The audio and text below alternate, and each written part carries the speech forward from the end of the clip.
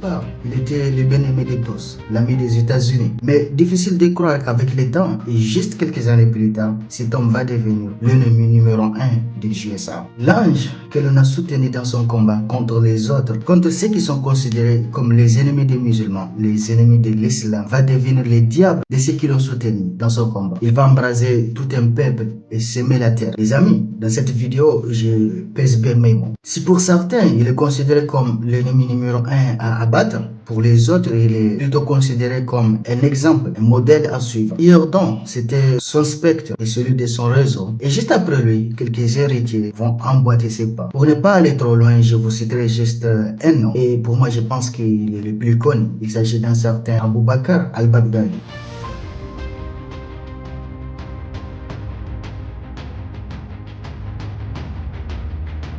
Les amis, par où commencer? Il y a tant d'informations à partager, tant de données à vous communiquer, mais je dois me forcer à les abréger. Nous sommes alors en 1979. Pendant que des affrontements féroces opposaient les forces soviétiques aux Moudjahidines, un homme fera son apparition tel un messie. Et s'il n'est pas quand même un messie, il sera initialement qualifié de combattant de la liberté, même si ce nom a été attribué à tant d'autres hommes avant lui. Juste après la défaite de l'Union soviétique en Afghanistan, le nom de cet homme va commencer à être sur toutes les langues. Les médias du monde entier n'en parlaient que de lui. Il s'agit d'un certain Oussama Ben Laden. Aujourd'hui, nous allons parler de cet homme.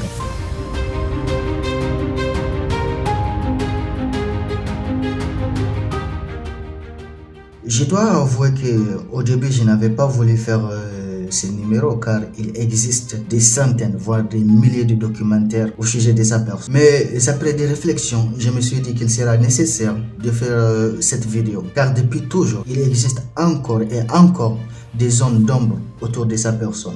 Au sujet de Oussama Ben Laden. Je ne vous apprends rien, il y a juste quelques mois de cela, une soi-disant lettre de Oussama Ben Laden fera apparition aux États-Unis et va causer des milliers, voire des millions de réactions. Nous y reviendrons là-dessus dans une autre vidéo. Mais pour commencer, intéressons-nous à la biographie de l'homme. De qui il était, de comment le fils d'un riche saoudien a pu faire ses premiers pas dans le djihad, de ses tout premiers pas dans le djihad jusqu'à la création de son organisation appelée Al-Qaïda. De comment a-t-il pu quitter l'Arabie Saoudite pour se rendre au Soudan, de son retour en Afghanistan et de sa destination finale vers le Pakistan. Aujourd'hui, nous allons tout décortiquer dans cette vidéo avec vous. Les amis, pour appréhender l'histoire, il faut des repères, des dates et certain nombre d'événements qui ont marqué les esprits. Et des événements ou des dates, il ne manque pas. Et surtout, des dates résonnent toujours et toujours dans les esprits. Le 11 septembre 2001 et le 13 novembre 2015. Faut-il tout ramener à l'homme? Il nous a quand même répondu avant de nous quitter. Mais aujourd'hui encore, nous allons nous intéresser à lui et de tout décortiquer, toute son histoire. Alors installez-vous bien et on commence.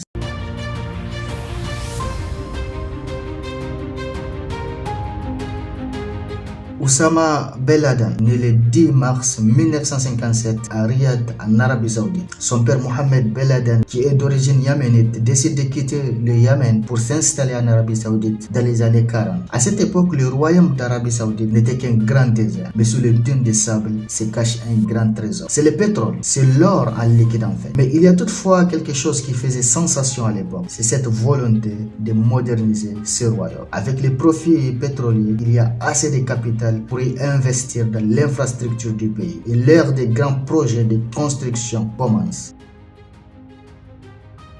Alors, le père de Oussama va en profiter. Grâce à ses connexions et grâce à ses réseaux et sa connexion avec la famille royale, il va créer son entreprise, le Ben Laden Construction Group. Une entreprise de bâtiments et de travaux publics détentrice de nombreux contrats d'exclusivité avec le gouvernement saoudien. Sa famille fait fortune grâce à sa connexion avec la famille royale d'Arabie Saoudite. Mais quoi vous dire? Vous savez, depuis de nombreuses années, il a été chanté que dans nos pays subsahariens, surtout de l'Afrique, le taux de natalité, c'était excessif. C'est ce qui a été dit. Mais juste pour vous donner un exemple, tenez donc. Le père de Oussama entre parenthèses, je dis bien Ben Laden, avait au compteur 24 femmes, mariées, divorcées.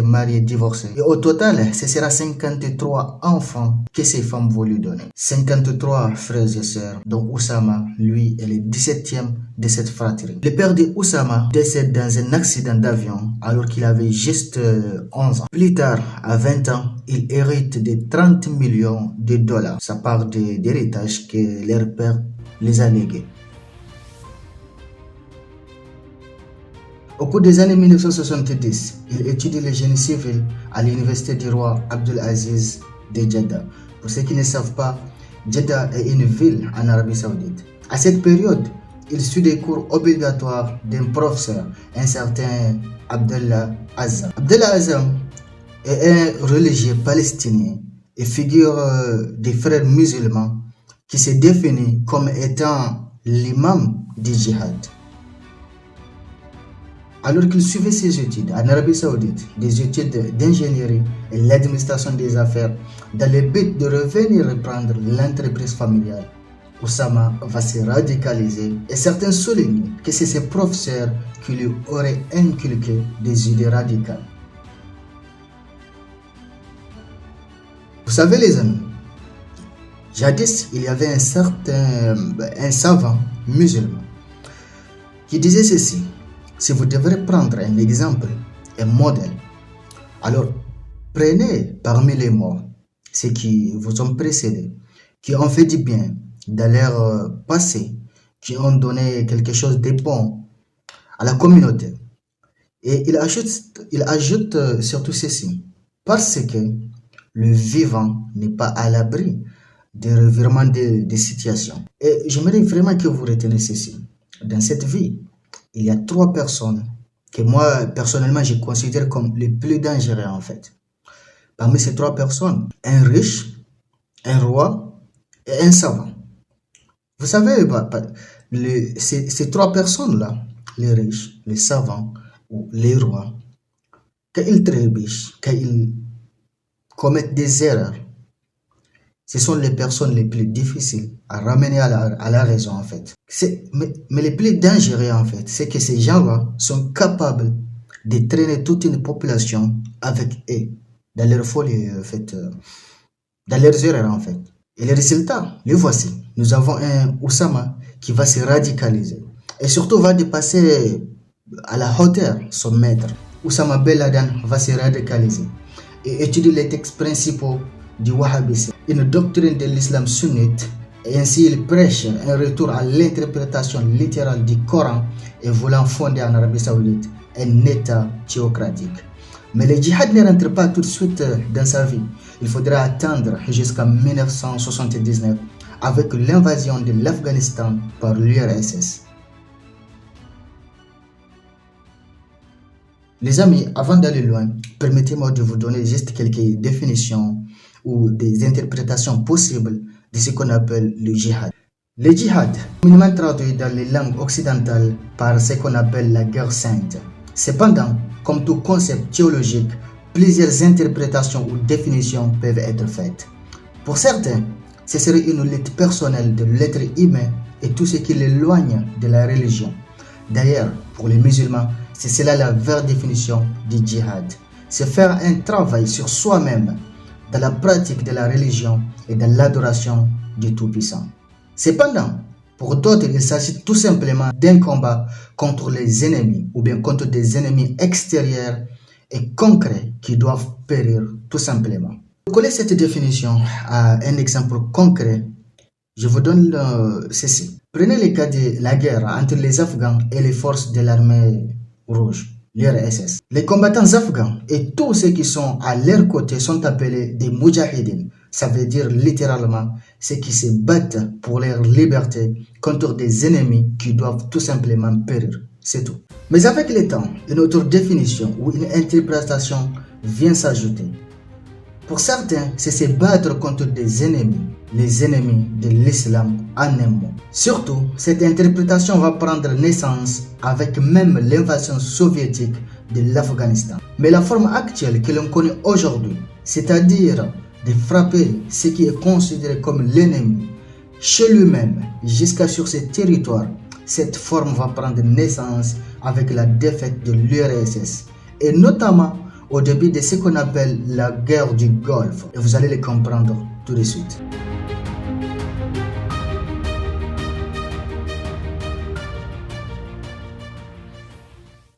Les amis, j'aimerais juste vous parler brièvement de ce qu'est la guerre du Golfe. Parce que c'est quelque chose qui est vraiment intéressant. Et pour moi, le djihad en tant que tel, comme bon nombre d'entre vous le connaissent aujourd'hui même, pour moi, cette forme de djihad, cette forme de tout ce terrorisme-là a pris naissance à partir de cette guerre. De cette guerre dite la guerre du Golfe. Et j'aimerais juste prendre quelques minutes pour vous en parler là-dessus. La guerre du Golfe est un conflit qui a opposé du 2 août 1990 au 28 février 1991 l'Irak de Saddam Hussein à une coalition de 35 États, une coalition dirigée par les États-Unis. Une décision prise à la suite de l'invasion du Koweït par son voisin l'Irak, avec à sa tête le tout-puissant Saddam Hussein. Maintenant, est-ce que vous connaissez l'histoire de cet homme? Le nom que je viens de mentionner tout à l'heure, Saddam Hussein. Si vous voulez que j'en fasse une vidéo là-dessus, dites-le moi dans les commentaires et on va mettre ça dans les projets.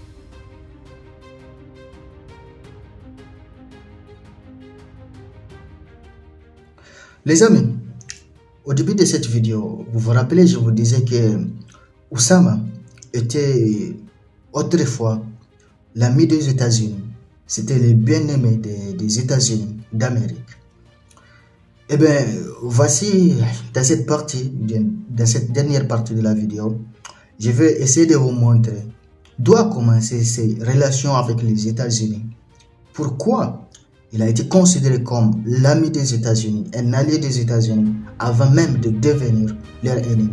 Nous sommes en plein conflit en Afghanistan lorsque Oussama décide de déménager au Pakistan afin d'aider les Moudjahidines, les forces combattant l'occupation soviétique. Il a pu faire entrer des armes, des soldats et de l'argent en Afghanistan pour aider la cause qui les rend populaires auprès de certains Arabes. Non seulement il avait la détermination, mais également les moyens. Et comme dans tous les milieux, vous savez, celui qui finance, celui qui met toujours la main dans la poche, c'est celui-là qui dicte les règles. Et lui, Oussama Ben Laden également, ne va pas en faire exception. Il va user de ses pouvoirs, il va se propulser encore et encore de plus en avant. Alors, chose niée par les USA, c'est d'avoir soutenu Ben Laden. Or, en 1979, lors de l'invasion de l'Afghanistan, nous sommes toujours en pleine guerre froide. Puisque vous le savez bien, la guerre froide va prendre fin jusqu'en 1991. Alors, les États-Unis, qui voulaient absolument assister à une défaite de l'URSS, vont apporter leur soutien à l'Afghanistan. Mais ils vont le faire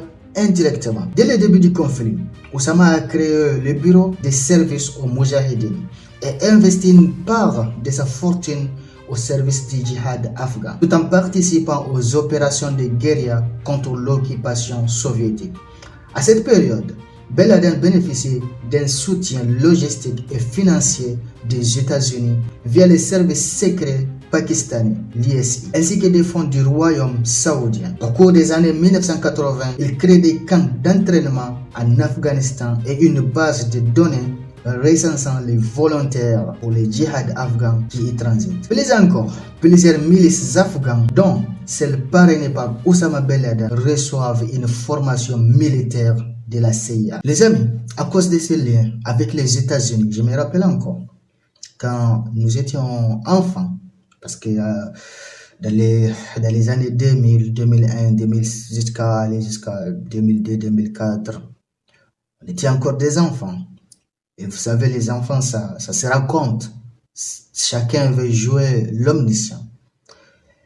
Les plus bavards, les plus omniscients, si je peux le dire en un mot, se permettent de dire qu'il fit un soldat américain, voir qu'il a fait ses services militaires aux États-Unis avant de devenir un terroriste et prendre les armes contre les États-Unis. En tout cas, les amis, aujourd'hui, si vous m'entendez bien, ça c'est que Ben Laden n'a jamais été militaire dans sa vie.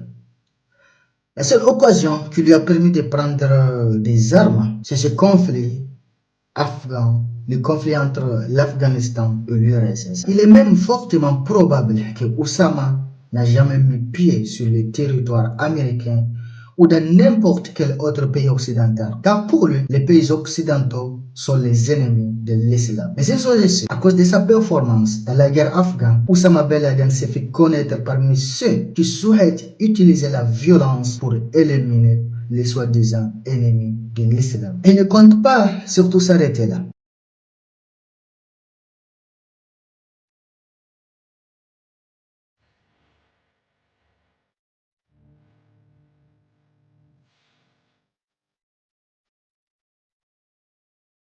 Juste avant la défaite de l'Union soviétique, il rassemble ses guerriers et fonde sa propre organisation, une organisation dite Al-Qaïda qui signifie en arabe la base. En 1989, les forces soviétiques quittent l'Afghanistan. Ben Laden rentre en Arabie Saoudite où il est accueilli en héros. Dès 1990, Ben Laden va prendre position contre des bases militaires américaines en Arabie Saoudite. Puis la guerre du Golfe viendra encore embraser les choses davantage.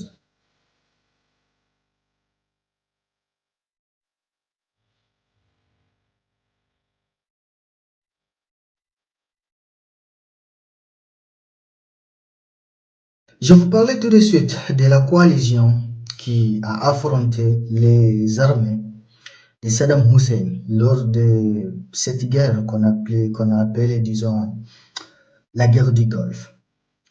Eh bien, ce sera aussi l'occasion pour lui de s'affirmer, mais vraiment, totalement en fait. Et vous allez le comprendre tout de suite. Pendant que la coalition s'apprête à intervenir en Irak, Oussama Ben Laden exige que le roi de l'Arabie Saoudite n'utilise que des troupes musulmanes pour combattre l'ennemi. Car pour lui, l'Irak de Saddam Hussein, ce sont des musulmans. Le roi n'accepte pas car il entretient des relations commerciales et politiques très fortes avec les Américains. Il faut le dire, à cette époque, Oussama était devenu un homme célèbre et surtout qui pouvait se faire entendre par qui et n'importe quand.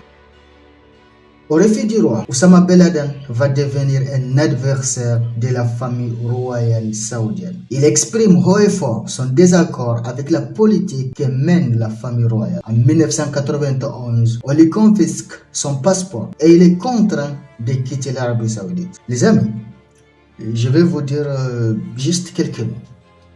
Dans les royaumes, ou bien disons dans les monarchies, ça ne rigole pas. Quand vous semez des troubles à l'ordre public et que vous ne respectez pas certaines choses ou que vous essayez d'enrouler des gens dans votre cause, alors que voilà, les gouvernements ou bien cette monarchie n'acceptent pas vos idées, trois solutions ou bien trois options vont se présenter à vous.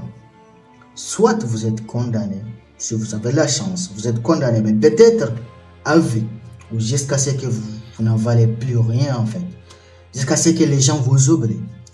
Ou soit vous êtes contraint de quitter le territoire. Mais sinon, une troisième option, vous êtes exécuté. Je me rappelle encore, il y a quelques années, je suivais un documentaire en ligne. Un documentaire qui relatait en fait le cas de quelques rebelles qui avaient pris autrefois des otages au niveau du lien saint en Arabie Saoudite, au niveau de ce qu'on appelle la Kaaba. Alors, l'Arabie Saoudite sollicita alors l'aide de la France pour débusquer, arrêter ces rebelles en fait. Une fois qu'ils auraient été mis aux arrêts, ces rebelles, juste 3 jours après, sont tous exécutés. Je vous l'ai dit bien. Vous pouvez consulter sur YouTube, j'imagine bien que le documentaire figure là-dessus. Jusque-là, vous pouvez le trouver. Et si j'arrive à le trouver, je vous mettrai le lien dans la description.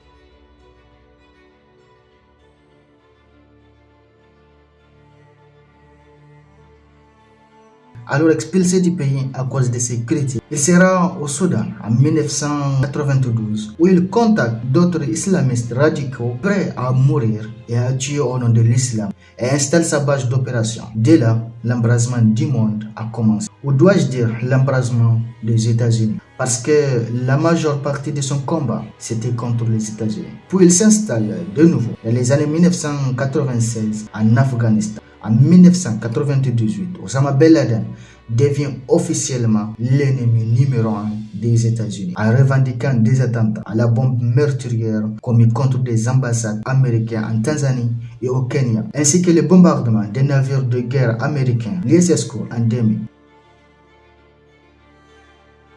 Mais surtout, ce sera les attentats du 11 septembre 2001 qui seront considérés comme les plus graves, les événements terroristes les plus connus de l'histoire. Il a été alors désigné conjointement à Al-Qaïda comme le commanditaire et l'initiateur de ces actes. Ces attentats marquent ainsi le début de la guerre contre le terrorisme de George Bush, président des États-Unis de l'époque.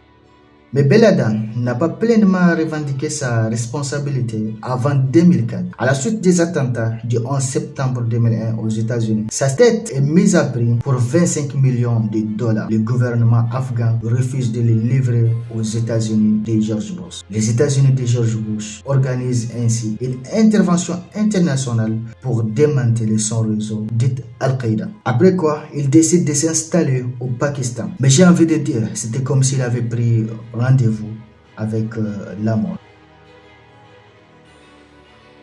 Pendant des décennies, Ben Laden a été traqué entre les montagnes afghanes et le Pakistan. Au petit matin du 1er mai 2011, les forces spéciales de l'armée américaine envahissent la maison où il logeait au Pakistan. Le raid baptisé, ce raid a mis fin à ses jours. Le père de famille, qui aurait eu entre 5 ou 6 épouses dans sa vie, avec au compteur 24 enfants, sera tué par un commando, un certain Robert. Ben Laden était alors âgé de 54 ans.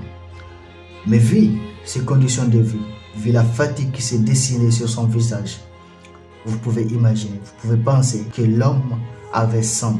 Sa mort sera annoncée à la télévision par le président américain d'alors, Mr. Barack Obama.